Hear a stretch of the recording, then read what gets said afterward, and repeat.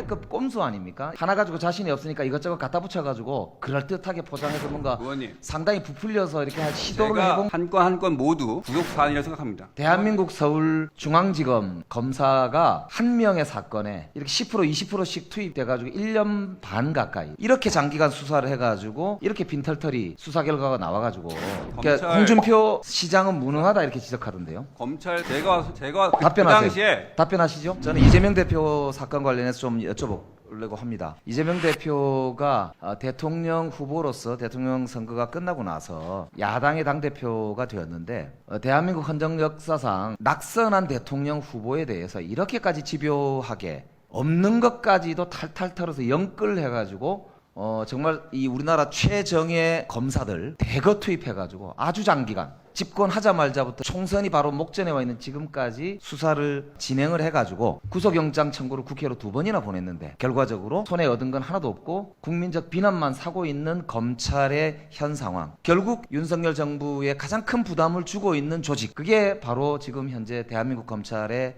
민낯입니다. 저는 뭐 다른 걸 다 떠나서 아마도 다들 고민이실 거라고 생각합니다. 공정과 정의를 지키는 조직으로서 검찰이 자기 명예를 회복할 수 있는 방안이 뭘까? 저는 같이 진지하게 좀 고민해 봤으면 좋겠습니다. 우선 서울지검장님께 여쭤볼게요. 이재명 대표 관련해서 PPT 띄워주세요. 5건이 서울중앙지검에서 지금 수사를 하고 있고 2건이 수원지검에서 수사를 하고 있는 것으로 알고 있는데 현재 중앙지검의 검사가 저 5건에 총 몇 명 정도 투입된 거죠? 구체적 현황을 저희가 파악하고 있지 않지만 그럼 한 50여 명으로 보도됐는데 대충 맞을까요? 반표 1부, 2부, 3부 검사들 중에 주로 1부와 3부가 수사를 진행하고 있습니다. 대체로 20명 안쪽으로 지금 20명 안쪽이다? 그 나중에 자료를 좀 제출해 주실 수 있나요?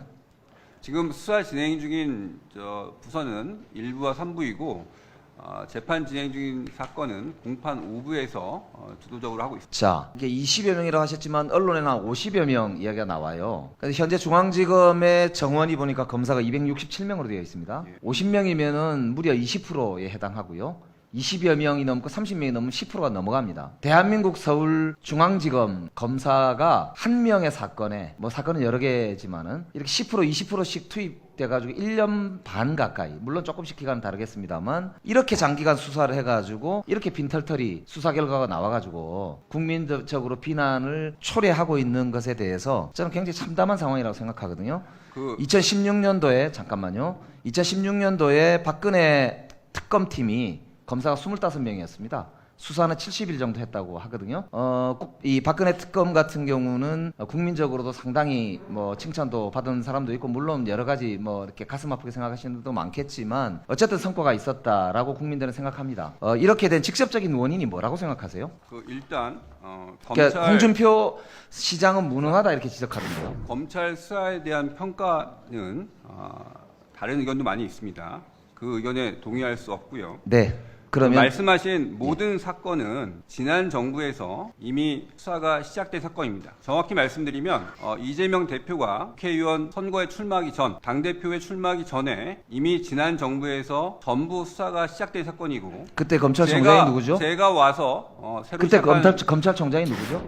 제가 답변하세요. 답변하시죠. 그 당시에 제가 와서 시작한 사건은 유일하게 그러니까 지검장님한테 제가 뭐라고 하는 게 아닙니다. 그 당시에 검찰총장의 사실상 지휘권이 배제된 상태에서 지휘권 배제가 어떤 경우에 됐었죠? 이성윤, 이정수 지검장의 주도하에 사건 수사가 진행되었습니다. 아니, 검찰총장의 지휘권이 배제되는 건 매우 중대한 사태인데 지금 잘못 말씀하시는 거잖아요. 지휘권이 언제 어떤 사건에 대해서 누가 배제시켰나요? 제가 말씀드리는 거는 네. 당시 왜 엉뚱한 소리 하시죠? 지난 정부에 전부 시작된 사건이다.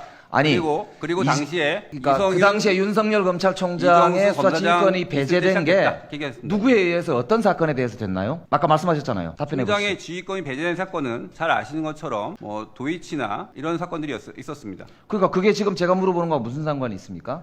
왜 엉뚱한 소리 하세요? 아까 말씀드린 거는 사실상 그러니까 이렇게 엉뚱하게 답변하시면 안 된다 이 말에 국민들이 보고 계세요. 엉뚱하게 답변드리지 않습니다. 아니, 제가 물어본 게 그리고 이 이재명 대표의 수사 과정에 대해서 결과에 대해서 물어봤는데 왜 윤석열 대통령의 친인척 문제에 대해서 말씀드렸습니다. 제가 물어보지 않습니까? 지금 물어보는 것에 대해서 답변을 좀 충실하게 해주시면 좋겠거든요. 자, 이렇게 다시 수사팀 규모도 이례적이지 않습니다. 네. 좋아요. 그런 주장하실 수 있습니다. 제가 저 이명박 전 자, 제가 대통령 사건 질문하고 나서 수사도 답변해 담당했습니다. 주시죠. 자, 그러면 이렇게 합시다. 제가 더 시간이 좀 이제 많이 잡아먹었네요. 역대급으로 보면 봅시다. 이번에 기소할 때 말이죠. 영장 청구를 국회로 보낼 때 수원지검에 있던 사건들 두 개도 가져와서 두 개가 아니죠. 그러니까 대북 송금 사건 가져왔다가 기각이 되니까 지금 다시 수원으로 내려보냈거든요. 역대급 꼼수 아닙니까? 이게 하나 가지고 자신이 없으니까 이것저것 갖다 붙여가지고 그럴듯하게 포장해서 뭔가 의원님, 상당히 부풀려서 이렇게 시도를 제가 해본 거 아닌가요? 제 판단으로는 백현동 옹벽 아파트 개발 비사건 검사장 한 마이크 건 한 켜시고 건이 하세요. 한 건 모두 중대 사안이고 구속 사안이라 생각합니다. 그러면 그 세 건을 의원님 말씀처럼 건건이 별도로 구속영장을 청구했어야 합니까? 그래서 모아서 한 겁니다. 편의를 위해서 오히려 그럼 한 건 한 건이 제 판단으로는 구속 사안입니다. 그 판단이 잘못된 게 증명됐잖아요. 증명되지 않았습니다.